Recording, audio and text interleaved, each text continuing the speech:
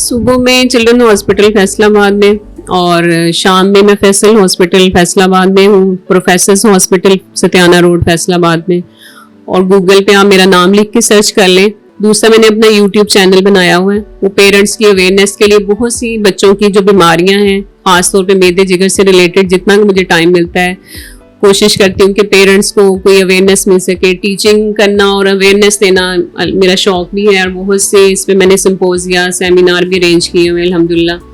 तो आप मेरा यूट्यूब चैनल विजिट करें डॉक्टर नगीना शहजादी के नाम से। आप उसमें एंडोस्कोपी से रिलेटेड जो भी क्वेरीज हैं, बच्चों की बीमारियों से रिलेटेड, और कोई आप वहाँ पे कुछ पूछना चाहें तो you are more than welcome. अवामी सतह पर जो बच्चों की इस तरह की चीजें निकल लेते हैं, उसके लिए कोई कंपेन वगैरह होनी चाहिए, या वो वालिदैन के लिए कोई स्पेशल आप मैसेज देना चाहेंगे? देखिए, एक तो ये आपका सोर्स काफ़ी अच्छा है, मीडिया, सोशल मीडिया, इसके थ्रू भी आप जो अवेयरनेस क्रिएट करेंगे, भी एक सदका जारिया है, सवाब है कि जितने लोग इसको देखेंगे उससे फ़ायदा उठाएंगे।